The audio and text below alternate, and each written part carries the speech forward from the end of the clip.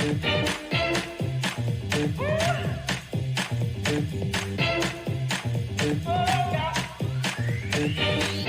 Q. Hi, thanks for having me. Good Thank to see you for joining me on the Beyond Work podcast. Yep, excited to be here. Would you tell us who you are, who do you work for, Yeah. and what you do? Yeah, so my name is Q Hamirani. I work at Paper, which is an education technology company. I've been there for about 7 months. I'm the Chief People and Communications Officer, where I manage all aspects of HR and internal and external communications, including PR. And prior to that, I was at Airbnb for 5 years, where I ran people operations, our future of work, workplaces, a bunch of different HR programs, and really excited to kind of get to know each other today. Q, I hope you know that you were a very sought after leader. So my first question to you is, how did Paper get you? I think for me, one of the key drivers for me was working for a company that was very mission driven. And Paper is an education technology company. However, the mission for Paper is to reduce the inequality gaps in learning in public schools across the US. So, just that aspect of making the next generation a little better and providing equity in terms of public schools versus private schools. That's how Paper got me. It was really the mission that I have a son that's almost 3 years old. He'll be ready for school in a few years. So I've been learning and understanding the public education system in the US because I didn't grow up here, so I didn't go to school here. And it can use a lot of help. So Paper got me primarily from the deep mission, coupled with the growth that they've had, exponential growth in the last few years, and really just good people. So purpose, people, and mission. Yeah.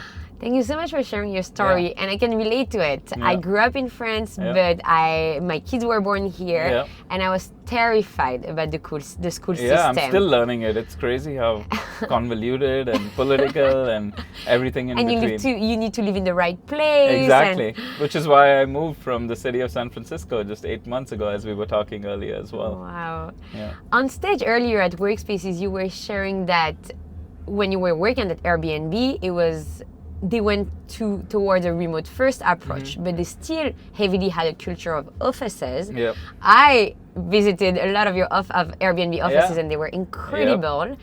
And now Paper is fully remote. Yep. How was it for your own journey to learn and practice the skills of remote first, and also as a leader? Yeah. How did you embrace it? Yeah, so I think the one part that was, in all honesty, hard but very doable, and I was able to work through it, was the onboarding experience, right? Like, we all know that you can be productive virtually over Zoom. We've all done it. But to really strengthen and build those connections and relationships, you need those moments of in-person. So for me at Paper, the way I worked through it was the first 3 months I was traveling a lot. And it was not because I had to, it's because I wanted to.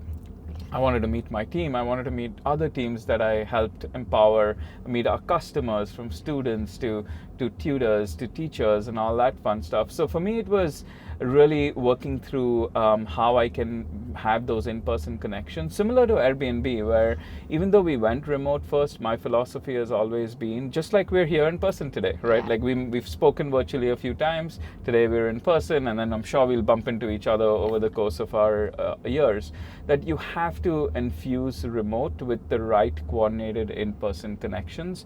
And that's what we did at Airbnb, and that's what I'm bringing to Paper as well. The difference was Airbnb was not a remote company and was forced into remote in the pandemic. Paper was born as a remote company, so we're now trying to infuse the right in-person connection. So they both meet in the same endpoint. But even pre-pandemic, if I take a step back, because for the last decade, all my teams were global, this is how I operated. Like, there were people in Europe and APAC and LATAM, and we would meet once a quarter, once a year sometimes, not even once a quarter. But that's how I managed global teams. And I was remote. We were remote in that context because we didn't meet as often, but we were able to do work. So in some ways, it's an amplification of how global organizations or global teams have had to work in the past. And that was the mix of in-person and remote. So this is just making it more acceptable and trusting people and empowering them that they know what's best for them. If you give, my philosophy is like, I have a son, I take him to school every morning and I bring him back. If versus commuting, if I can do that, my headspace is probably better for me to do work in that context versus sitting for an hour in traffic each way and missing time with my family as well.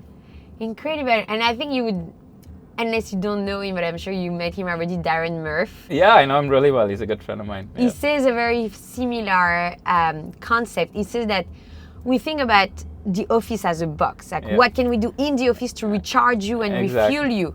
But actually, people are also being refueled by time with their family, time alone, time doing something else, distraction, hobbies, passion project. And so actually, if we open and break this box of 9 to 5 or just the office, we realize that by giving them time to recharge in all the different aspects that we don't have to control, which they come to free. Like they're free to our people strategy or real estate strategy or workplace. If we leverage them, people are balanced. People are balanced. And they can be engaging and motivated. Yep, and it's really interesting, right? Because you talked in that analogy of being in the box. Companies have been telling employees for a long time now, we want to bring your whole self to work. Right? Like we want you to be, psychologically safe, bring your whole self to work. We want to support you with all these great benefits which are outside the box, for lack of better words.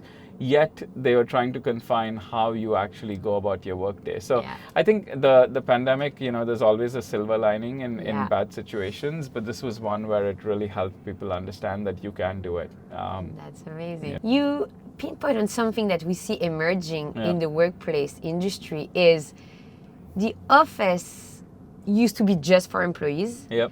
And then we're like, oh, maybe it's for employees and customers.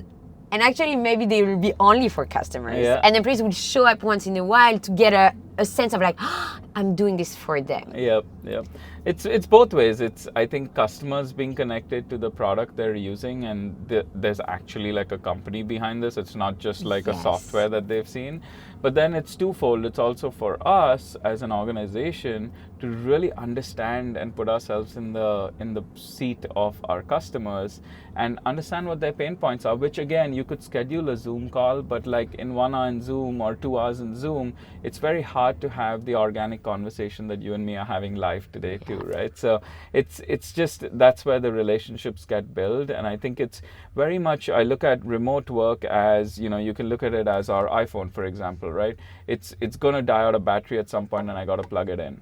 The plugging in is the in-person connection and recharge. You recharge yourself, go about, be productive. It could be months in some cases, it could be weeks in some cases, or some companies might feel it's days, so they want people in every few days. Whatever that cadence is, you need that balance, because that will help people be just better individuals in their lives, to your point, outside the box, which, however your mindset is at home or outside work will drive how you operate at work, because we're all human.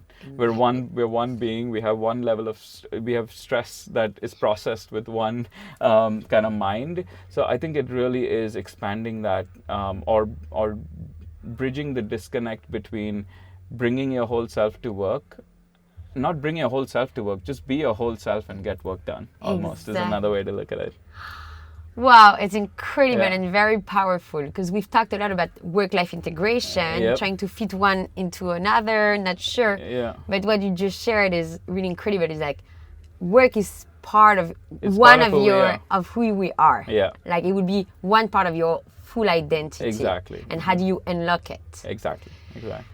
Maybe the last question I'll ask you, as you take on this role at Pepper, what is on your list for 2024?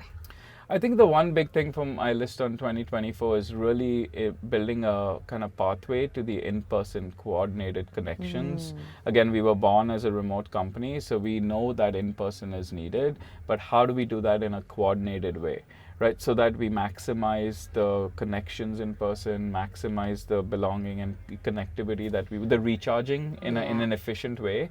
So I'm really shifting my focus now to figuring out what is that cadence, how do we do it in a disciplined way, both from being fiscally responsible given the macroeconomic conditions, as well as making sure there's an equitable opportunity. What happens is sometimes when only certain teams want to meet, they meet a lot, and others don't get the opportunity to meet. And the teams that are meeting a lot, not all of them in that team want to meet a lot either. So how do we just build some level of consistency and equitability across the organization is what I'm working on. Thank you so much for sharing. Yeah, it was Q. great. Thanks for having me, and good to see you live as well. Thank you. Yep.